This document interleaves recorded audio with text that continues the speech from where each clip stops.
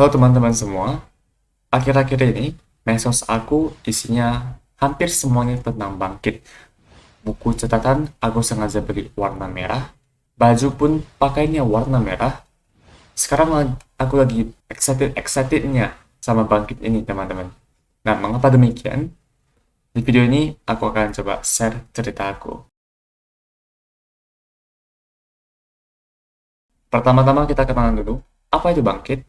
Bangkit adalah program pelatihan yang diinisiasi oleh Google, Kutu, dan Traveloka untuk mencetak talenta digital berkaliber tinggi di Indonesia. Program Bangkit itu memberikan pengetahuan seperti pengetahuan teknologi, soft skill, dan juga bahasa Inggris. Harapannya adalah lulusan-lulusan Bangkit ini bisa bekerja, berkarya, berkarir di dunia industri dengan siap. Bisa dikatakan program Bangkit ini program yang cukup terkenal karena program ini telah menghasilkan banyak sekali lulusan yang hidupnya itu betul-betul berubah. Ada cerita-cerita dari program Bangkit ini. Ada teman-teman tuh yang awalnya itu tinggal di kampung, mereka sekarang menjadi tinggal di perkotaan. Mereka mendapatkan pekerjaan sebagai talenta digital di perkotaan. Jadi dapat pekerjaan yang baik. Ada yang dari pekerjaannya driver ojek menjadi talenta digital. Jadi Bangkit ini adalah program yang telah mengubah banyak orang. Karena dampaknya sebesar itu, sehebat itu teman-teman, tentu Bangkit ini merupakan jenis program yang menuntut keseriusan pesertanya dan sangat ketat. Pertama-tama aku nggak tahu tentang Bangkit ini. Aku nggak pernah dengar apa itu Bangkit. Pertama kali aku dengar tentang Bangkit itu dari guruku teman-teman. Jadi sejak aku di kampus semester 5, aku diberitahu guruku, dia bilang bahwa aku itu harus ikut program ini, program Bangkit ini. Karena program ini sangat membantu kalau aku mau belajar, aku mau karir yang baik. Jadi dari sana aku mulai mendaftarkan diri teman-teman. Aku masih ingat proses mendaftarnya itu cukup panjang.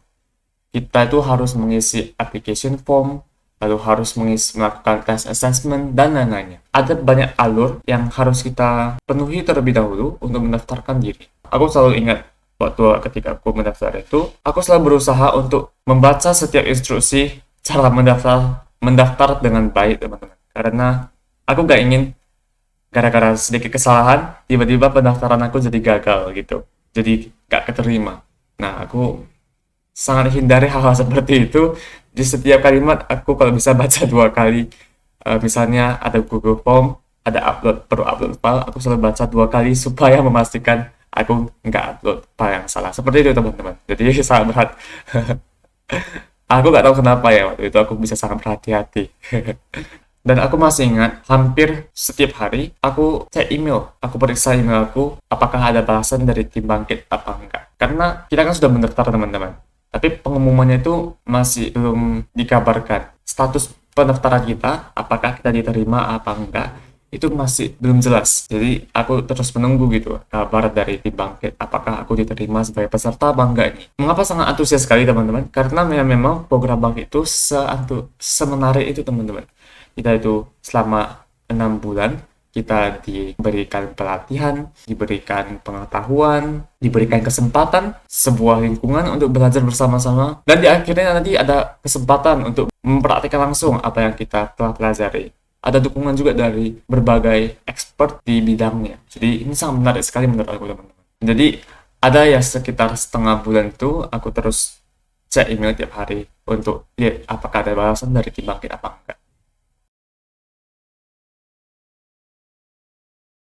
Ya, jadi setelah lama menunggu, kalau tidak salah antara akhir bulan Desember atau awal Januari, itu peserta Bangkit sudah diumumkan. Beruntungnya, aku berhasil diterima jadi peserta Bangkit 2023 ini. Aku sangat senang sekali teman-teman, karena tahun ini ada lebih dari 60.000 peserta yang menyatakan mereka tertarik untuk ikut Bangkit ini. Pesertanya ini nasional dari seluruh Indonesia. Namun, hanya sekitar 4.500 orang saja yang diterima sebagai peserta.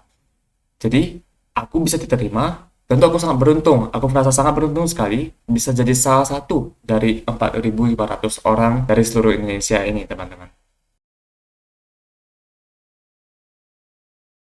Aku masih ingat pada tanggal 20 Februari 2023, program Bangkit dimulai. Kesan pertama aku, pembukaannya itu luar biasa sekali. Apalagi proses onboardingnya. Jadi kalau untuk teman-teman yang belum pernah dengar, proses onboarding itu adalah proses meeting dengan kita, para peserta, untuk menjelaskan apa yang akan dilakukan, bagaimana cara belajarnya, dan sebagainya. Jadi itu proses onboarding. Nah, sesi onboardingnya ini itu mengejutkan, mengesankan bagi aku teman-teman. Karena pada sesi pertama perkenalan ini gitu ya, tim bangkitnya orang yang bicara di depan di live-nya itu pakai bahasa Inggris. Ya mungkin bagi teman-teman ini biasa. Namun bagi aku yang selama ini di kampus belajarnya pakai bahasa Indonesia, semuanya pakai bahasa Indonesia, tiba-tiba sekarang kelas aku pelajari ini semuanya pakai bahasa Inggris. Ini sesuatu yang sangat mengesankan buat aku teman-teman. Jadi di sesi onboarding itu kami dijelaskan mengenai cara belajar, lalu juga target belajar, platform apa yang digunakan dan alat-alat apa saja yang digunakan. Bisa dibilang semuanya itu sudah siap sedia, beres. Tinggal kami saja sebagai peserta, kita itu mau belajar apa enggak. Karena semuanya sudah disediakan oleh Tim Bangkit.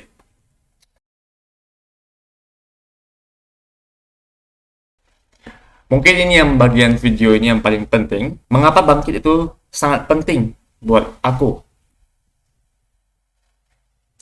Karena aku rasa Bangkit ini bukan hanya pelatihan biasa teman-teman, menurut aku ya paling enggak. Atau bukan hanya untuk lulus saja, bukan hanya untuk konversi SKS saja. Tapi aku rasa ada hal lain yang lebih mendalam yang jadi motivasi aku untuk melakukan ini semua teman-teman. Tentu juga ini dibantu oleh guruku ya. Yang ingin aku ceritakan itu teman-teman, sebelum aku ikut Bangkit ini, aku udah pernah belajar teknologi gitu. Karena aku kan anak jurusan IT gitu ya. Aku udah belajar cara buat website, paling nggak front end-nya lah. Itu sekitar 2 tahun, 2 tahun lebih malah. Namun, aku belum kelihatan. Belum ada hasil yang signifikan yang bisa aku tunjukkan ke orang-orang gitu. Karena, ya aku rasa karena aku memang nggak serius dalam belajarnya. Ada banyak kesibukan, ini dan itu, sehingga waktu belajar itu jadi ya terlantar. Untuk itu, aku ingin Bangkit jadi solusi untuk masalah aku ini teman. Aku ingin bisa benar-benar belajar dengan sebaik mungkin selama aku ikut Bangkit ini. Sebab Bangkit ini mereka menyarankan selama mengikuti program Bangkit ini pesertanya harus bisa full time untuk belajar. Jadi mereka menyarankan 8 jam belajar per hari. Nah, aku rasa ini kesempatan yang bagus untuk aku karena aku ingin betul-betul meluangkan waktu yang cukup untuk belajar skill teknologi ini. Aku ingin buktikan ke diri aku sendiri bahwa aku bisa sebenarnya asalkan aku mau berusaha. Mungkin yang pertama itu yang jadi motivasi aku, karena aku memiliki masalah tersendiri dalam belajar. Motivasi yang kedua, aku ingin berkontribusi dengan baik di dunia industri, teman-teman.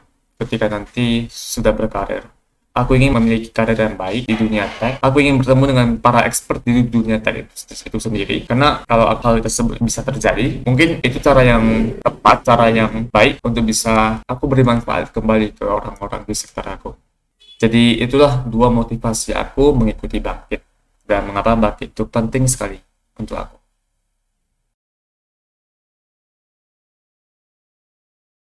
Untuk belajar, progresnya itu sejauh ini, timeline aku masih ideal. Pernah ada 1 minggu, di mana aku lambat sekali, sama sekali nggak punya progres. Aduh, sama sekali nggak ada progres, karena rasa malasnya minta ampun. Ini nggak harus ditiru sih. Tapi aku seperti nggak peduli. Aku nggak tahu kenapa. Aku sempat alami masa-masa seperti itu 1 minggu. Jadi teman-teman itu materinya udah sampai mana, aku masih berjalan di tempat. Tapi sejauh ini masih ideal. Aku akhirnya bisa kejar kembali, dan sekarang masih ideal. Aku bersyukur aku punya lingkungan yang mendukung, guruku, mentorku, Kak Pram, Kak Ros, yang sangat membantu sekali, yang selalu tanya kami. Jadi kami kan ada grup-grup kelas gitu kan teman-teman. Dari 4.000 peserta dibagi, dipecah-pecah menjadi grup-grup kecil, kelas-kelas kecil. Jadi Kak Ros ini mentor kami. Nah, Kak Ros ini selalu tanya kami ada kendala apa enggak selama belajar materinya, dan juga selama membuat tugas-tugasnya ada kendala apa enggak. Rutin itu selalu ditanya oleh Kak Rus. Jadi sangat membantu sekali. Dan juga kami ketemu tim Bangkit sendiri yang sangat semangat ketika student team meeting. Jadi student team meeting itu seperti setiap bulannya tim Bangkit melakukan evaluasi terhadap proses belajar kami. Dan juga ada teman-teman dari kelas aku sendiri, kelas MD 26, yang sangat membantu sekali, sangat baik-baik sekali semua. Dan juga ada teman-teman Bangkit dari seluruh kelas yang ada di Discord channel. Semuanya sangat mendukung satu sama lain, sangat baik-baik semua. Dan mereka sangat semangat juga. Mereka semua ini menurut aku sangat membantu dan menjaga aku agar selalu bisa on track.